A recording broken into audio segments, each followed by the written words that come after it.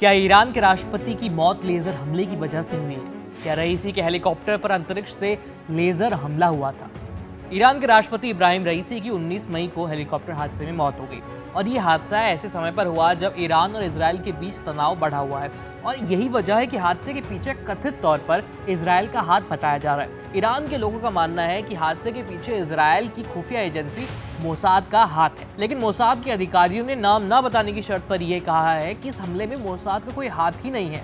लेकिन social media पर इब्राहिम रईसी की मौत से जुड़ी कई कॉन्स्पिरेसी थ्योरीज चल रही हैं, जिसमें से सबसे बड़ी संख्या में लोग ये कह रहे हैं कि रईसी के हेलीकॉप्टर पर लेजर हमला हुआ है। तो क्या इन दावों में सच्चाई है? आज इस वीडियो में हम यही जानने की कोशिश करेंगे। नमस्ते, मेरा नाम है आयुष और आप देख रहे हैं एबीपी लाइव वर्ल्ड, जहां हम करते हैं बात अंतर्राष्ट्रीय प्रसंगों से जुड़े मुद्दों पर।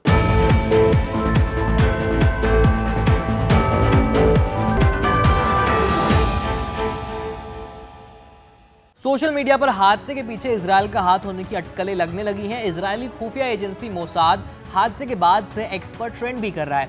कहीं कहीं लोग ये भी दावा कर रहे हैं कि इजराइल ने लेजर के जरिए रईसी के हेलीकॉप्टर को निशाना बनाया है।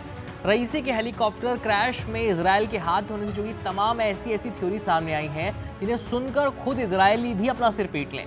कुछ लोगों का तो ये मानना है कि हादसा उत्तराधिकार के खेल से जुड़ा हुआ है, जिसमें ईरान के सर्वोच्च नेता अयातुल्लाह अली खमनेई के बेटे का हाथ है। वहीं सोशल मीडिया पर कुछ लोग ये भी कह रहे हैं कि अंतरिक्ष आधारित लेजर हथियार से ईरानी राष्ट्रपति के हेलीकॉप्टर को निशाना बनाया गया। हालांकि अभी तक हादसे का कारण खराब मौसम ही माना जा रहा है। इसके अलावा हेलीकॉप्टर का पुराना होना भी एक क्रैश की वजह हो सकता है, लेकिन इसके बावजूद ईरान से दुश्मनी के कारण हादसे के पीछे इजराइल का हाथ माना जा रहा है। लेकिन क्या इन आरोपों में दम है? तो चलिए इनके पीछे की सच्चाई जानने की कोशिश करते हैं। सोशल मीडिया पर कॉन्स्पिरेसी थ्योरीज कैसे ट्रेंड करती हैं, पहले आप ये जानिए।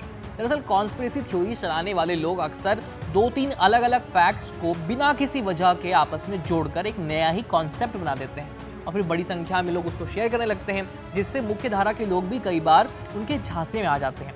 और ये जो अंतरिक्ष में रईसी के हेलीकॉप्टर पर लेजर से हमले वाली बात कही जा रही है, ये भी एक ऐसी ही कॉन्स्पिरेसी थ्योरी है। देखिए, इजराइल के पास लेजर से हमला करने की तकनीक है, ये बात बिल्कुल सच है। तो क्या इजराइल ने रईसी के हेलीकॉप्टर पर लेजर से हमला किया? इसका जवाब है नहीं, क्योंकि ऐसा मुमकिन है ही नहीं। दरअसल इजराइल के पास जो लेजर से हमला करने की तकनीक है, उसका नाम है Iron Beam laser point defence system. ये डिफेंस सिस्टम काफी दूर से ही ड्रोन, रॉकेट, मिसाइल या मोर्टार को आते देखकर उन्हें आसमान में ही खत्म कर देता है और इसकी रेंज है 10 किलोमीटर। इजराइल ने इस हथियार को पूरे देश में तैनात कर रखा है। पिछले साल मध्य इजराइल के ऊपर हमास ने कई सारे रॉकेट्स दागकर हमला किया था। तब इजराइल ने उन्हें हवा में ही खत्म किया था और उसके दौरान उसने इस्तेमाल किया था आयरन बीम का। यानी इजराइल सिर्फ तभी लेजर हमला कर सकता है जब टारगेट उसकी 10 किलोमीटर की रेंज में हो, और जिस जगह रईसी का हेलीकॉप्टर दुर्घटना का शिकार हुआ वो इजराइल से करीब 2000 किलोमीटर दूर है। इसका ये मतलब हुआ कि जो लोग सोशल मीडिया पर ये दावा कर रहे हैं कि इजराइल के हमले में रईसी की मौत हुई, वो दावे बिल्कुल झूठे हैं, उनमें कोई सच्चाई नहीं है। खुद ईरान के अधिकारियों का ये मानना है कि हादसे की वजह खराब मौसम हो सकता है। फिलहाल ईरान हादसे की जांच कर रहा है, इसलिए तब तक तो इन अफवाहों पर बिल्कुल भी यकीन करे ही ना तो बेहतर होगा। इस खबर में इतना ही। ईरान से जुड़े तमाम अपडेट जानने के लिए देखते रहिए एबीपी लाइव। मेरा नाम है आयुष। धन्यवाद।